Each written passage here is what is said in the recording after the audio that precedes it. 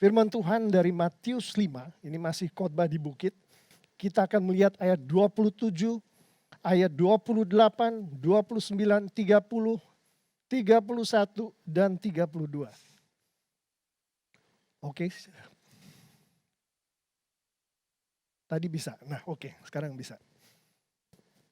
Demikian firman Tuhan. Kamu telah mendengar firman, jangan berzina. Tetapi aku berkata kepadamu, setiap orang yang memandang perempuan serta menginginkannya sudah berzina dengan dia di dalam hatinya. Maka jika matamu yang kanan menyesatkan engkau, cungkilah dan buanglah itu. Karena lebih baik bagimu jika satu dari anggota tubuhmu binasa daripada tubuhmu dengan utuh dicampakkan ke dalam neraka. Dan jika tanganmu yang kanan menyesatkan engkau, penggalah dan buanglah itu. Karena lebih baik bagimu jika satu dari anggota tubuhmu binasa daripada tubuhmu dengan utuh masuk neraka. Ayat 31. Telah difirmankan juga, siapa yang menceraikan istrinya harus memberi surat cerai kepadanya. Tetapi aku berkata kepadamu, setiap orang yang menceraikan istrinya kecuali karena zina, ia menjadikan istrinya berzina. Dan siapa yang kawin dengan perempuan yang diceraikan, ia berbuat zina. Demikianlah firman Tuhan. Haleluya. Amin. Silahkan duduk Bapak Ibu Saudara-saudari di sini maupun di rumah yang sangat dikasihi oleh Tuhan Yesus. Ada yang tanya ke saya, ini topik sulit sekali. Betul, memang sulit. Karena nggak ada orang yang berhasil melalui topik ini di dalam mempraktekannya, di dalam kehidupan mereka masing-masing. Jadi orang itu tanya ke saya, Pak Pendeta, berapa lama persiapan untuk menyampaikan khotbah seperti ini? Saya mau secara jujur katakan di sini, sebetulnya persiapan itu sudah dilakukan oleh Tuhan bertahun-tahun, sejak bertahun-tahun yang lalu. Saat itu saya baru sampai ke Amerika, hidup di kota kecil namanya New York City, Manhattan Island. Pernah dengar New York City? Ada yang bilang itu kota uang, ada yang bilang itu kota maksiat. Kalau kita jalan di Fifth Avenue, sebelah kiri kita lihat Victoria's Secret. Tahu Victoria's Secret? Itu poster besar. Ada orang-orang di situ terpampang, baik perempuan maupun laki-laki. Yang laki-laki bukan di Victoria's Secret, ada toko sebelahnya lagi. Lain lagi namanya. Dan semacam itulah selama bertahun-tahun saya menghidupi kehidupan saya. Dan di dalam kehidupan yang saya hidupi itu macam-macam terjadi, tapi kebanyakan adalah kekacauan dalam hidup. Setiap hari selalu merasa terancam. Ada inilah yang gak suka, ada inilah yang mau ini, ada itulah. Tapi itu kehidupan yang sangat kacau balau. Sehingga pada suatu ketika, orang-orang yang sayang pada Tuhan dan sayang pada sesama manusia mulai datang, mulai berbicara kepada saya. Di titik tertinggi di mana saya mengalami kekacauan hidup di kota yang seperti itu, saya berjanji pada Tuhan. Atau orang banyak katakan itu semacam bernasar. Bernasar, kalau engkau ambil aku keluar dari suasana yang kacau ini Tuhan, aku akan serahkan hidupku seluruhnya kepadamu. Aku akan mengabdi padamu sebagai hambamu. Bagus bukan janjinya? Tuhan betul-betul keluarkan saya dari kehidupan yang seperti itu. Bapak Ibu Saudara-saudari yang sangat dikasihi Tuhan Yesus, makanya hari ini saya ada di sini. Tapi yang namanya berjanji pada Tuhan atau bernazar, itu pada saat kita ngomongin setan langsung masuk dari kiri, masuk dari kanan. Yang namanya gangguan-gangguan dan godaan datang siang dan malam terus menerus. Tidak ada yang pernah saya ketemui anak Tuhan yang pernah bernasar. Dia berhasil melewati nasar itu dengan dirinya sendiri. Selalu ada mentor yang membantu orang tersebut, termasuk saya juga. Jadi saya berdiri di sini adalah karena Tuhan pertama. Puji Tuhan. Dan juga karena mentor saya yang membimbing saya untuk melalui nasar itu. Janji itu. Jadi Bapak Ibu Saudara-saudari yang sangat dikasihi Tuhan Yesus. Kalau hari ini kita baik yang di sini maupun mendengarkan di rumah. Ada yang bernasar pada Tuhan. Pertama harus dipenuhi karena itu janji pada Tuhan. Kedua buru-buru cari mentor. Karena kalau tidak ada mentor pengalaman. Banyak sekali orang yang saya pernah berbicara tidak akan berhasil melalui nasar itu. Jadi buru-buru cari mentor. Di sini banyak sekali kalau ada yang perlu mentor, udah pada siap di sini. Saya tahu kenapa, karena saya ada yang namanya elders meeting, ada gembala care group meeting, ada care group meeting. Mereka semua udah siap untuk menjadi mentor. Tepuk tangan dulu untuk Tuhan Yesus. Puji Tuhan kita punya mentor-mentor di tempat ini, punya care group, punya tempat di mana kita bisa dimentori. Baik, kita akan masuk. Hidup kudus. Apa sih itu hidup kudus? Begitu kan pertanyaannya selalu. Saya akan melihat ini dari Imamat 20. Coba ini. Oke. Imamat 20. Imamat 20. Kuduslah kamu bagiku, sebab aku ini Tuhan. Kudus. Dan aku telah memisahkan kamu dari bangsa-bangsa lain, supaya kamu menjadi milikku. 1 Petrus 1 ayat 15. Tetapi hendaklah kamu menjadi kudus di dalam seluruh hidupmu, sama seperti Dia yang kudus, yang telah memanggil kamu, sebab ada tertulis, kuduslah kamu sebab aku kudus. Bapak, Ibu, Saudara-saudari yang sangat dikasihi Tuhan Yesus. Kalau kita lihat dari 2 ayat itu saja, kita tahu bahwa Tuhan kita menghendaki kita hidup kudus. Jadi kata-kata yang saya taruh di situ yang ada dari ayat-ayat Alkitab tadi, sejauh ini baru 3 yang dikutip, itu memerintahkan kita untuk hidup kudus. Ini bukan pilihan, bukan opsi. Oh, kalau bisa saya ke sini. Tapi mungkin ada opsi lain ke sini. Ini kudus, ini yang setengah kudus, atau mungkin ke sini yang tidak kudus. Bukan seperti itu. Kita lihat tadi itu adalah perintah langsung yang ditaruh di firman Tuhan oleh Tuhan pencipta alam semesta.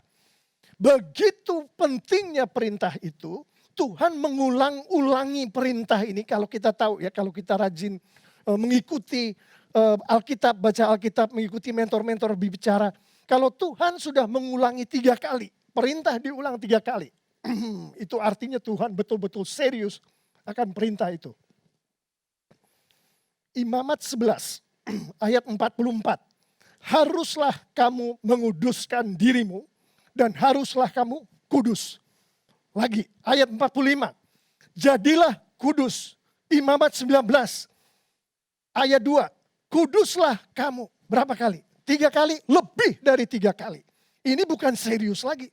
Tuhan gak main-main dengan perkataan kuduslah kamu untuk umatnya, untuk kita semua. Begitu seriusnya Tuhan, sampai Tuhan bilang, kalau kamu melanggar aturan main yang satu ini, kuduslah kamu, ada hukumannya. Hukumannya seperti ini, saya ambil contoh dari Imamat 20 nih. Ayat 2, pastilah ia dihukum mati. Ayat 3, Imamat 20 ayat 3, aku sendiri, Tuhan sendiri akan menentang orang itu.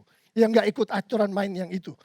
Akan melenyapkan dia dari tengah-tengah bangsanya. Dari muka bumi maksudnya. Imamat 19, lebih lagi ditegaskan. Ayat 8 situ Tuhan katakan, nyawa orang itu haruslah dilenyapkan. Bapak, Ibu, Saudara-saudari yang sangat dikasih Tuhan Yesus, pikirkan itu. Udah dikatakan lebih dari 3 kali dengan penekanan-penekanan. Disampaikan pula oleh Tuhan kita hukumannya macam apa kalau kita melanggar itu. Pak Pendeta, kalau gitu saya betul-betul deh mau hidup kudus. Coba dong terangin lebih lanjut apa itu yang dimaksud kudus oleh Tuhan. Nah, kita akan kembali ke Imamat 20 ayat 26. Di situ tadi dikatakan, kuduslah kamu bagiku, bagi Tuhan. Kamu adalah kita semua, umat Tuhan, anak-anak Tuhan. Sebab aku, Tuhan, ini adalah kudus. Dan aku telah memisahkan kamu dari bangsa-bangsa lain supaya kamu menjadi milikku. Kudus, Bapak, Ibu, Saudara-saudari yang sangat dikasihi Tuhan Yesus.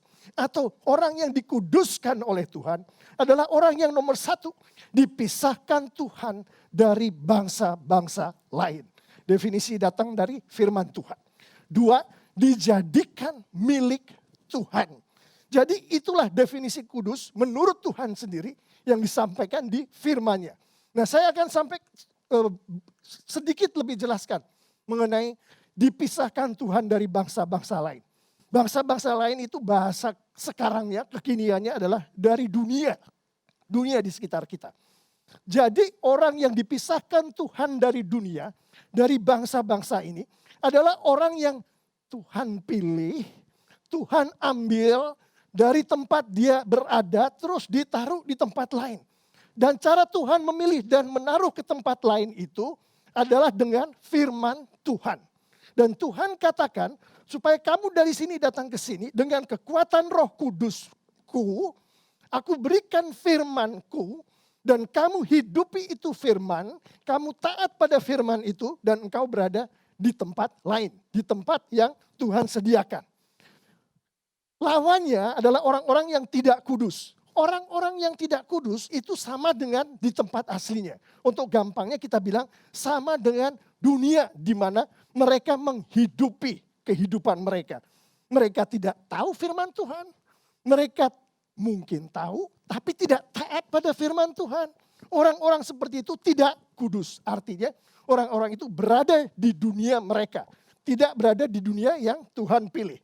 Yang definisi kedua tadi adalah dijadikan milik Tuhan. Orang-orang yang kudus atau dikuduskan oleh Tuhan, dia percaya pada Tuhan. Percaya pada Tuhan Yesus, dia lahir baru. Artinya Roh Kudus ada di dalam diri orang-orang yang kudus, yang dikuduskan Tuhan tadi. Lawannya adalah mereka-mereka yang tidak dikuduskan, tidak kudus adalah dimiliki oleh dunia. Dimiliki oleh dunia itu artinya dia percaya pada ilah-ilah dunia. Banyak sekali ilah-ilah dunia. Nanti kita akan lihat salah satunya. Atau bukan dimiliki dunia, tapi dimiliki oleh kedagingan mereka sendiri. Yang orang seperti ini dimiliki oleh kedagingannya, mereka percaya pada uang, jabatan, kekayaan, dan bahkan kemampuan diri mereka sendiri. Orang-orang seperti itu tidak kudus. Orang-orang seperti itu dimiliki oleh dunia, bukan dimiliki oleh Tuhan. Satu lagi, dimiliki oleh setan. Udah jelas-jelasan kagak kudus. Orang-orang yang dimiliki oleh setan, tindak lakunya jelas-jelasan bertentangan dengan firman Tuhan. Mereka anti firman Tuhan. Mereka dengar firman Tuhan, mereka alergi, tutup telinga. Kalau lari bagus, tapi melawan. Orang seperti itu tidak percaya pada Tuhan Yesus. Itu tidak kudus. Nah sekarang kita lihat berikutnya. Orang-orang kudus itu di dalam kehidupannya seperti apa Pak Pendeta? Atribut atau kerohanian dari orang-orang yang dikuduskan Tuhan ini, kita sudah dengar dari khotbah-khotbah sebelumnya, yaitu mengenai ucapan-ucapan bahagia. Ucapan-ucapan bahagia itu kalau kita lihat isinya, Tuhan menunjukkan kepada semua murid-muridnya termasuk kita pada hari ini loh atribut dari orang-orang yang aku kuduskan, yang kudus. Nah saya akan sampaikan dengan cepat. Pertama dia memiliki kerajaan surga. Dihibur oleh Tuhan. Memiliki bumi. Dipuaskan oleh Tuhan. Memperoleh kemurahan Tuhan. Pengampunan dari Tuhan. Melihat Allah artinya memiliki Allah di dalam kehidupannya. Ini orang-orang kudus. Memiliki Yesus di dalam kehidupannya. Mereka anak-anak Allah. Mereka memiliki kerajaan surga. Mereka memiliki upah yang besar yang menunggu mereka di surga di kemudian hari. Yaitu kehidupan kekal. Ini adalah atribut dari orang-orang yang dikuduskan Tuhan. Beda dengan orang-orang yang tidak dikuduskan Tuhan tadi. Yang dikuduskan sebelah sini atributnya baru saya bilang. Tadi atribut. Tapi kalau kita ingat lagi ucapan bahagia itu. Di situ Tuhan Yesus juga menyampaikan perbuatan. Perbuatan orang yang diberkati. Orang yang berbahagia, artinya orang-orang yang kudus, dikuduskan oleh Tuhan. Secara skenario sudah dikhotbahkan, dengan cepat saya akan sampaikan. Miskin di hadapan Allah, artinya bergantung penuh pada Allah. Ini adalah perbuatan yang keluar dari diri orang-orang yang dikuduskan oleh Tuhan. Berduka cita atas dosa pribadi maupun dosa orang-orang di sekitar dia. Lemah lembut, lapar dan haus akan kebenaran Tuhan. Murah hati, suka mengampuni,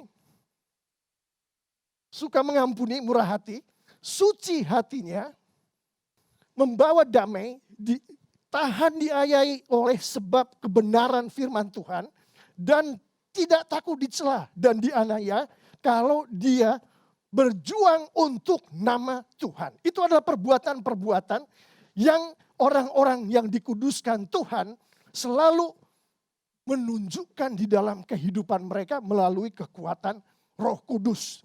Bapak, Ibu, Saudara-saudari yang sangat dikasihi Tuhan Yesus. Jelas bukan apa yang Tuhan Yesus sampaikan mengenai ucapan-ucapan bahagia tadi. Atribut orang kudus dan perilaku orang kudus yang seperti apa. Nah sekarang kita semua Saya mengimani adalah orang-orang yang berbahagia yang dimaksudkan oleh Yesus. Orang-orang yang diberkati yang dimaksudkan oleh Yesus tadi. Artinya atributnya sama dengan yang bilang Yesus. Dan perilakunya juga seperti yang dibilang oleh Tuhan Yesus. Pertanyaannya adalah, betulkah? Apa benar seperti itu? Kan gitu pertanyaannya. Nah, inilah mulai agak sulit menerangkannya. Oke. Pertama kita akan masuk melalui kasus perzinahan. Banyak sekali di khotbah di bukit ini, di mana Tuhan berbicara mengenai kekudusan, mengenai orang yang Dia kuduskan. Tapi di dalam kesempatan ini hanya dua yang akan kita bicarakan. Pertama adalah dari Matius 5 ayat 27 sampai 30. Kita sudah baca tadi ayatnya, saya akan masuk ke yang berikutnya. Nah, di berikutnya ini kita lihat.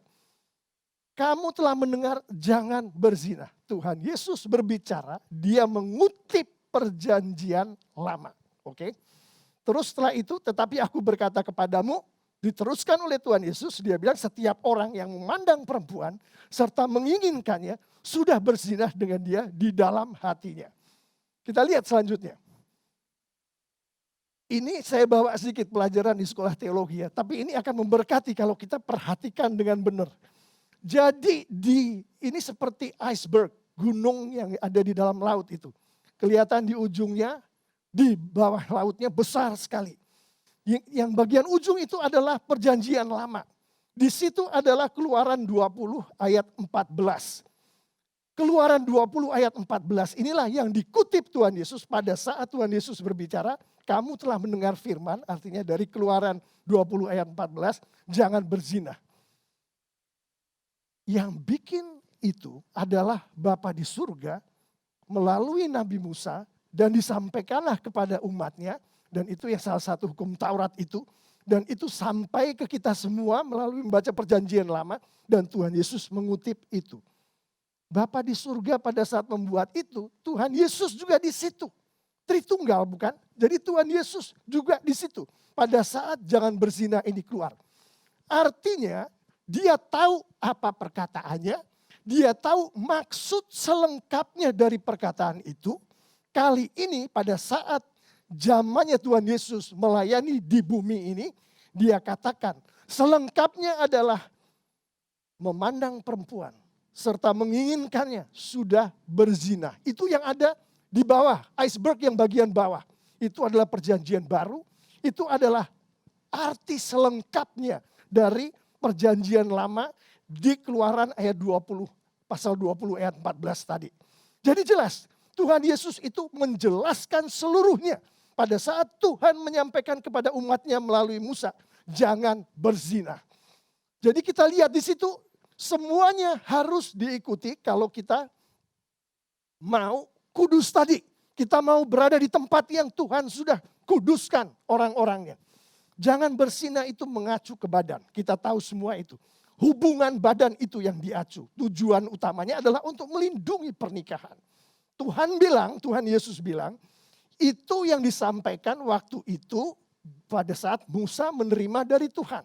Dalam keadaan umat Tuhan yang seperti saat itu. Tapi pada saat Tuhan Yesus datang, Tuhan Yesus menyampaikan seluruhnya, lengkap. Dia katakan memandang dan menginginkan sudah berzina, itu yang dituju bukan badan, tapi yang dituju adalah hati manusia. Karena itulah perjanjian yang baru antara Tuhan dengan manusia, Dia masukkan perjanjian itu ke hati. Jadi bukan hanya sekedar dilakukan secara badaniah, tapi juga ke hati. Dan itu bukan hanya melindungi pernikahan, Bapak Ibu Saudara-saudari yang sangat dikasihi Tuhan Yesus. Apa yang disampaikan Tuhan Yesus ini melindungi hati dan pikiran dan keinginan setiap anak Tuhan yang tersangkut dengan hal seperti ini. Dari keinginan atau nafsu mereka yang amoral. Jadi bagaimana Pak Pendeta? Kalau saya termasuk yang dikuduskan tadi, saya ngikutin yang merah itu, yang jangan berzina. Atau yang biru yang dikatakan Tuhan Yesus tadi. Dengar baik-baik. Semuanya diikuti. Baik yang merah maupun yang biru. Karena kita lihat yang merah itu hanya untuk menuntun kita. Disampaikan satu kalimat untuk menuntun kita masuk ke yang biru. Yang biru adalah arti selengkapnya dari yang merah itu. Jadi kekudusan itu semuanya diminta oleh Tuhan. Jadi itu jelas ya kita. Jadi jangan sampai kita bilang, oh yang penting saya nggak berzina. Atau yang penting saya nggak ngelihat perempuan. Atau bagaimana. Bukan seperti itu, tapi semuanya. Nah dengan ini saya katakan Bapak Ibu Saudara-saudari yang sangat dikasihi Tuhan Yesus. Untuk konteks hari ini, ayat ini juga berlaku sebaliknya. Jadi bukannya pria melihat wanita saja, tapi wanita melihat pria, ayat ini juga berlaku. Jadi jangan si wanita-wanita jangan pikir, oh itu cuma untuk suami saya. Untuk pria-pria, untuk my boyfriend atau segala macam yang seperti itu. Enggak, ini berlaku untuk dua arah, untuk dua gender itu berlaku. Nah sekarang kita lihat, bagaimana sih kita untuk supaya bisa bercermin dan kita melihat apakah kekudusan yang Tuhan mau di dalam ayat yang barusan kita baca tadi 27 dan 28 betul-betul kita hidupi. Nah, kita melihatnya dari apa yang dikatakan Tuhan Yesus di ucapan-ucapan bahagia yang sudah kita sama-sama dengar secara ringkas tadi. Yaitu perbuatan baik yang dilakukan oleh anak-anak Tuhan yang sudah dikuduskan oleh Tuhan. Nah, sekarang kita menghadapi ini. Kebetulan Tuhan mengizinkan hal semacam ini terjadi pada diri kita. Yaitu dicobai, digodai, atau apapun juga namanya. Sekarang kita lihat, Tuhan bilang jangan berzina secara badan. Tuhan bilang jangan memandang dan jangan menginginkan. Karena itu pun sudah dianggap berzina. Kita bercermin dari ucapan-ucapan bahagia tadi. Pada saat kita menghadapi situasi yang seperti itu, yang bisa membuat kita berzina, yang bisa membuat kita tidak kudus, kita tinggal cocokin aja yang tinta biru itu, yang sebelah kiri, dengan yang sebelah kanan.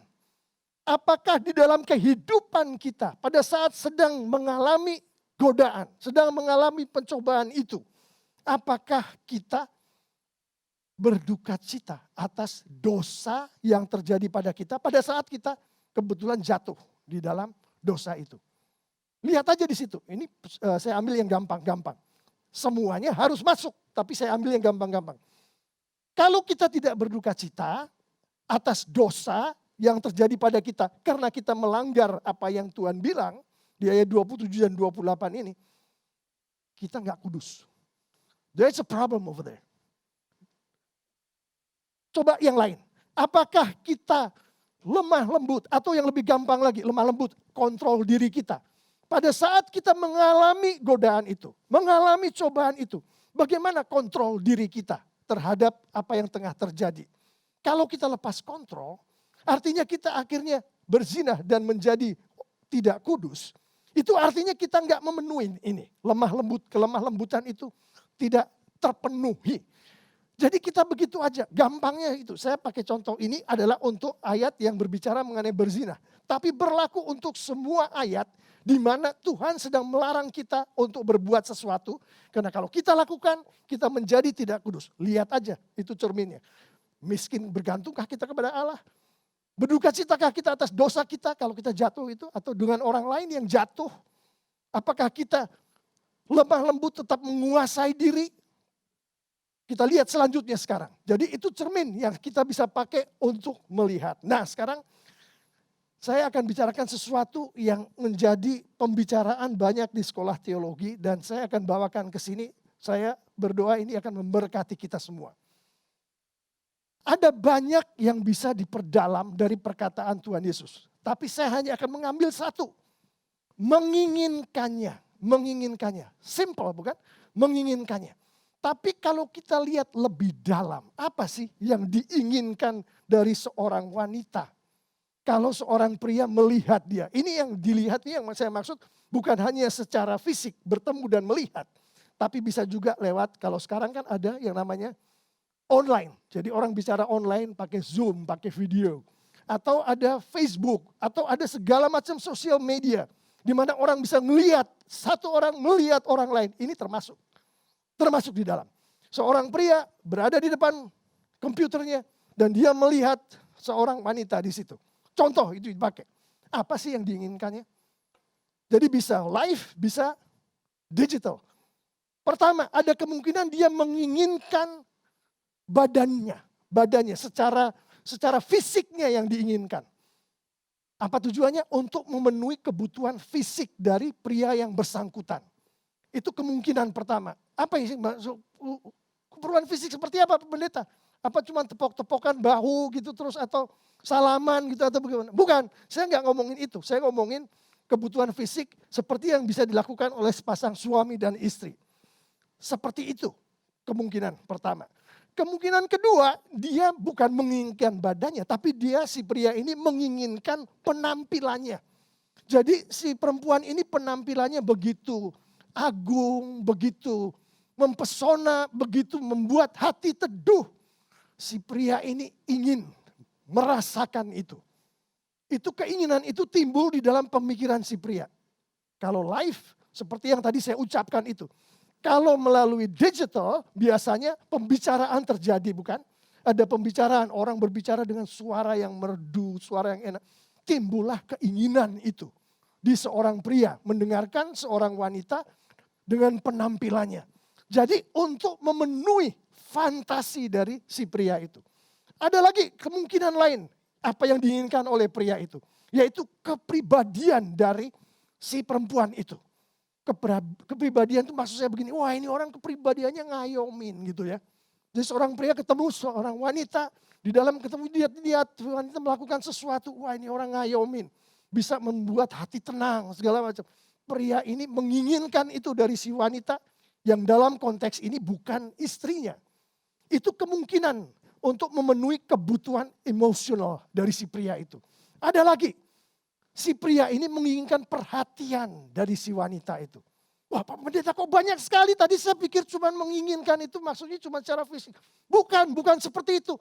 Dengarkan baik-baik. Kalau seorang pria menginginkan perhatian dari seorang wanita yang bukan istrinya. Sebetulnya perhatian si wanita itu harusnya ditujukan kepada siapa?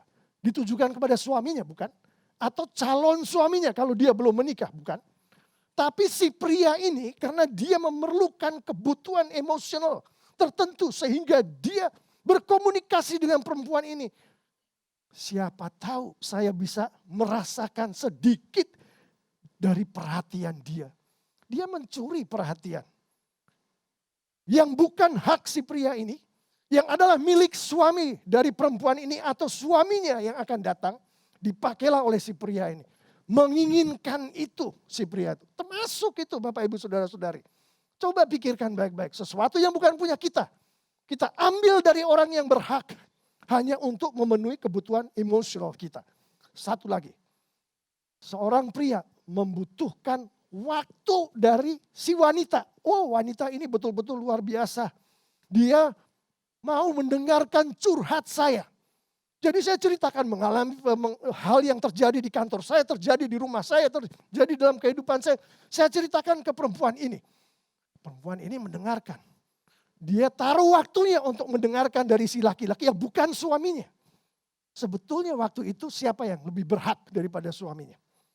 Daripada si laki-laki ini yang bukan suaminya. Yang lebih berhak adalah suaminya. Yang lebih berhak adalah suaminya yang akan datang. Tapi si pria ini dia menginginkannya. Dia menginginkan itu dari si perempuan ini. Bapak Ibu Saudara-saudari yang sangat dikasihi Tuhan Yesus. Itu semua masuk. Karena bukan punya kita. Bukan punya si pria ini. Dia mau ambil dari si perempuan itu. Badannya, penampilannya, kepribadiannya, perhatiannya, waktunya. Dengan itu saya katakan yang sebaliknya juga betul. Si perempuan ke pria. Jangan menginginkan badan si pria itu, penampilan si pria itu, kepribadian si pria itu, perhatian si pria itu, waktu si pria itu kalau dia bukan suami Anda. Karena itu adalah milik istrinya, itu milik future istrinya. Jangan kita ambil. Sekarang saya akan masuk ke perceraian. Sama Bapak Ibu Saudara-saudari. Di Matius 5 ayat 31 dan 32 kita sudah dengan jelas mendengar apa yang Tuhan katakan. Nah kalau saya mau baca pelan-pelan ya. Coba kita perhatikan nih. Tetapi aku berkata kepadamu, Tuhan Yesus dibicara.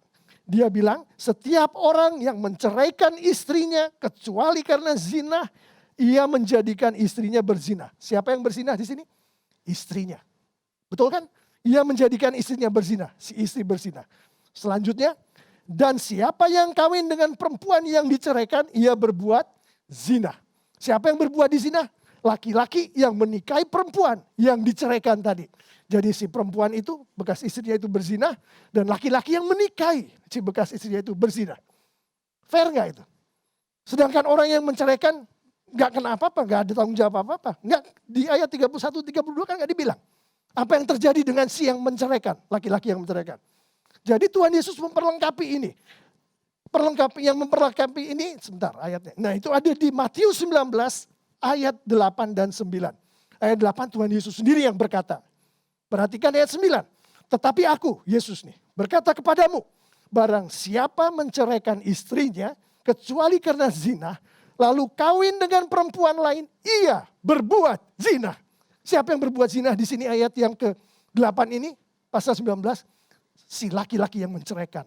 Jadi tiga-tiganya berbuat zina, Bapak Ibu Saudara-saudari yang sangat dikasihi Tuhan Yesus. Jadi kita lihat di sini. Sama, prosesnya sama dengan iceberg tadi. Yang bagian atas Tuhan Yesus berbicara mengenai perjanjian lama. Dari kitab Ulangan 24 ayat 1. Itu adalah yang berbicara mengenai, Musa berbicara mengenai menceraikan istri, harus memberi surat cerai dan kepadanya segala macam itu.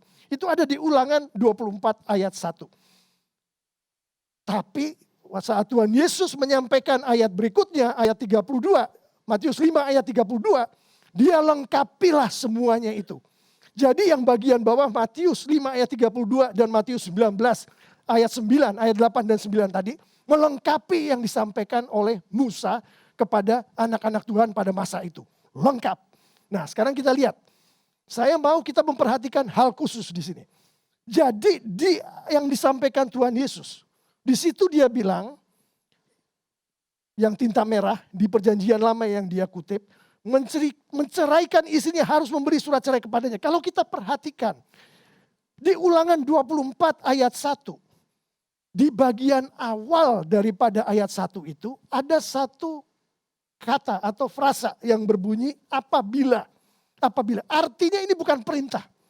Apa yang disampaikan oleh Musa pada saat itu dan diulang oleh Tuhan Yesus, itu bukan perintah. Nah yang jelas terjadi adalah, yang pada saat Tuhan Yesus berkata seseorang menceraikan istrinya. Pada saat seseorang menceraikan istrinya, Tuhan Yesus bilang ya, ayat 5:32 dia bilang si istri berzina. Tuhan Yesus bilang begitu. Ayat 5:32 Tuhan Yesus berkata laki-laki yang kemudian mengawini perempuan itu dia berzina. Betul kan? Di pasal 19 ayat 9 Tuhan Yesus berkata laki-laki yang menceraikan dia juga berzina. Tiga-tiganya semua berzina. Bapak Ibu Saudara-saudari yang sangat dikasih Tuhan Yesus. Pak Pendeta, kenapa sih kok itu berzina? Tadi mengenai perzinahan udah jelas ngomongin berzina. Ini perceraian juga berzina juga yang diomongin. Coba kita lihat dari ayat-ayat yang barusan kita baca tadi. Matius 5, 31, 32, Matius 19, 9 yaitu mengenai perceraian. Matius 5, 27, Matius 5, 28 mengenai berzina tadi. Kalau kita lihat di ayat-ayat ini, kata apa yang paling banyak diucapkan oleh Tuhan Yesus di ayat-ayat ini? Kata yang paling banyak diucapkan adalah yang warna hijau itu, zina atau berzina. Bapak, Ibu, Saudara-saudari yang sangat dikasih Tuhan Yesus, jelas sekali di sini. Kalau diucapkan lebih dari satu kali artinya penting. Kalau diucapkan berkali-kali artinya Tuhan kagak suka itu. Tuhan benci perzinahan, Tuhan membenci zina, makanya dia katakan berulang-ulang. Tuhan Yesus katakan itu berulang-ulang. Kenapa? Kenapa begitu bencinya Tuhan pada berzina? Mari kita lihat. Saya mau lihat kita semua melihat di Keluaran 20 ayat 1. Di situ firman Tuhan berkata, lalu Allah mengucapkan segala firman ini Tuhan sendiri yang berbicara, Bapa di surga sendiri yang berbicara. Dimulainya di pasal 20 ayat 3. Pasal 20 ayat 3 bilang jangan ada ilah-ilah lain di depanmu. Terus ayat 4 di sini Tuhan Yesus katakan, jangan membuat bagimu patung yang menyerupai apapun. Artinya ilah-ilah lain. Yang ada di langit, atau yang ada di bumi, atau yang ada di dalam air. Jangan sujud menyembah kepadanya, atau beribadah kepadanya. Sebab aku Tuhan Allahmu adalah Allah yang cemburu. Itu ada terusannya. Terusannya adalah hukumannya. Orang yang melanggar itu, hukumannya sampai generasi ketiga dan keempat. Termasuk dibinasakan tadi. Nah sekarang kita lihat apa hubungannya itu. Coba kita ambil satu kasus saja. Menginginkannya tadi yang sudah kita bicarakan panjang lebar. Menginginkan badannya baik pihak ke perempuan, perempuan ke pria. Menginginkan penampilannya, kepribadiannya, perhatiannya, waktunya. Bapak ibu saudara-saudari yang sangat dikasih Tuhan Yesus. Pada saat seseorang menginginkan sesuatu. Dan dia berusaha memenuhi keinginan itu. Sebetulnya siapa yang sedang dia layani? Si orang itu siapa yang sedang dia layani? Dia bukan melayani Tuhan yang jelas. Dia melayani dirinya sendiri. Dia melayani manusia. Oke, itu berat Pak Pendeta, perzinahan. Ambil yang gampang, perhatian. Seorang pria meminta perhatian seorang wanita yang bukan istrinya. Bukan istrinya. Jadi dia punya suami atau dia punya future suami. Si pria ini minta perhatian. Dan perhatian itu diberikan. Si pria ini terpuaskan secara emosi. Siapa yang dilayani oleh si pria ini? Dia melayani dirinya sendiri. Dia melayani pemuasan emosinya sendiri. Dia menuhankan dirinya sendiri Bapak Ibu di surga. Bapak Ibu saudara-saudari yang sangat dikasih Tuhan Yesus. Menuhankan dirinya sendiri melawan Tuhan yang ada di surga. Itulah sebabnya dia benci sekali dengan perzinahan. Dengan zina. Karena siapa berzina bentuknya seperti apapun. Dia menduakan Tuhan. Dia menyembah ilah lain. Yaitu manusia. Yaitu dirinya sendiri. Itulah sebabnya dia. Jadi jangan sepelekan itu. Oh sepele kok Pak Pendeta, cuman lihat gambar digital. Ya kan, digital nih ada foto di Facebook. Gak tahu ini foto beneran atau foto apa, pokoknya ada foto di Facebook. Dan dia ngomong lagi nih foto ini. Jadi saya mau minta dari perhatian si perempuan ini di foto. Atau si laki-laki ini kalau kita perempuan. Cuman begitu kok. Tapi apa yang terjadi di situ? Kita melayani diri kita sendiri. Melayani diri kita sendiri. Hanya Tuhan yang harusnya kita layani. Artinya kita membuat diri kita menjadi Tuhan. Marahlah Tuhan. Oke, jadi kita tahu sekarang. Nah sekarang kita mau pikirkan dulu apa yang barusan kita dengar. Firman Tuhan tadi. Apa yang barusan kita diskusikan bersama. Kita pikirkan dulu. Kita pikirkan tindakan-tindakan kita. Berat memang. Karena ini begitu pervasif, artinya semua orang mungkin melakukan. Baik secara fisik maupun digital. Di kamar gak ada yang lihat. Atau kalau fisik berdua di kafe, di pojokan, gak ada yang lihat. Saya mau kita berpikir, apakah hal-hal seperti itu terjadi di dalam kehidupan kita? Tadi firman Tuhan katakan, itu menduakan Tuhan. Menyembah ilah lain dengan melakukan itu. Dan Tuhan marah. Kita akan lihat penerapan dari apa yang barusan kita bicarakan beberapa menit tadi. Pertama kita akan lihat dari kasus perzinahan. Bagaimana penerapannya di dalam kasus perzinahan. Oke. Beberapa minggu yang lalu, masih di dalam khotbah di bukit ini, kita berbicara mengenai garam dan terang. Ingat itu kan ada garam dan terang. Anak-anak Tuhan adalah garam yang asin. Ingat kan? Garamnya itu Tuhan, bukan kita. Kita ini bukan apa-apa. Kita nggak punya kemampuan untuk jadi garam. Tuhan, Roh Kudus yang ada di dalam kita. Setelah kita menjadi anak Tuhan, terima Tuhan Yesus, lahir baru. Garam itu ada di dalam kita. Yang Tuhan mau bukan garam yang tawar. Yang Tuhan mau adalah garam yang mengasinkan. Garam yang mengasinkan. Situasinya Bapak Ibu Saudara-saudari yang sangat dikasih Tuhan Yesus. adalah kita mempunyai keinginan-keinginan tadi. Yang saya bilang menginginkan badan, perhatian, waktu, dan segala macamnya tadi. Itu situasi yang kita harapkan. Tuhan bilang jadilah garam, bukan? Dan garam tadi pun itu masih dibagi-bagi. Ada garam yang dipakai untuk mengasinkan telur dadar. Atau ceplok. Asin. Tapi nggak seberapa. Yang penting telurnya jadi enak. Ada garam yang ditambahkan lebih banyak daripada yang ke telur dadar. Campur dengan bumbu-bumbu yang lain. Terus untuk bikin sayur asam. Asin. Lebih banyak daripada telur dadar. Tapi nggak seberapa. Yang Tuhan mau, Bapak Ibu Saudara-saudari yang sangat dikasihi Tuhan Yesus, adalah garam yang dipakai untuk membuat ikan asin. Di zaman kerajaan Romawi pada saat itu, fungsi garam yang utama bukan untuk bikin dadar, bukan untuk bikin sayur asam, tapi untuk mengawetkan makanan-makanan yang enak, yang mau dimakan nanti, yang mau dimakan setelah beberapa waktu. Diawetkannya pakai garam, salah satunya. Dan kalau itu ditaruh seperti yang ditaruh di telur dadar, gak akan awet. Ditaruh seperti yang ditaruh di sayur asam, gak akan awet. Harus ditaruh seperti yang ditaruh di membuat ikan asin sehingga awet. Ikan itu jadi awet. Dan kalau Bapak Ibu pernah mencoba yang namanya ikan asin, saya kebetulan suka ikan asin. Rasanya seperti garamnya, garam yang mengasinkan. Asin sekali seperti garamnya. Itulah yang Tuhan mau kita anak-anak Tuhan yang sudah Dia kuduskan lakukan di dalam segala situasi. Dia mau kita lakukan itu. Sekarang situasinya perzinahan. Perzinahan situasinya. Dan kita tahu ada keinginan untuk memuaskan. Dari baik badan, penampilan, kepribadian dan segala macam.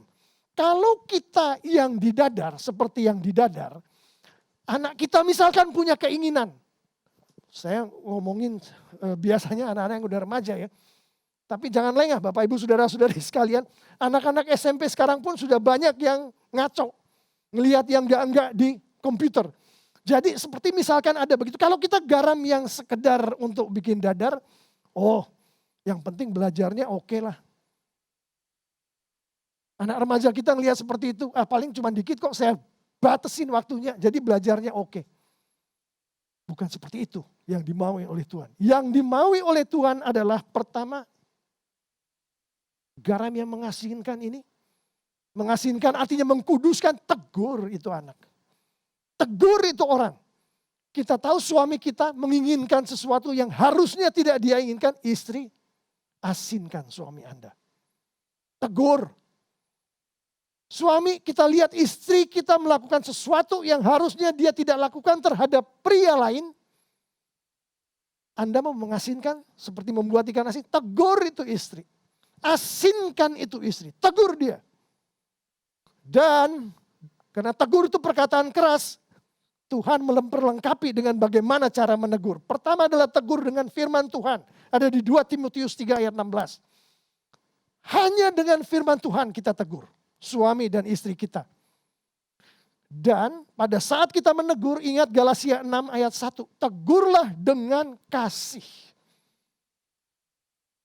Suami kita punya masalah, istri kita punya masalah, ngambil waktu, ngambil perhatian dari seorang yang seharusnya tidak diambil perhatian dan waktunya. Tegur.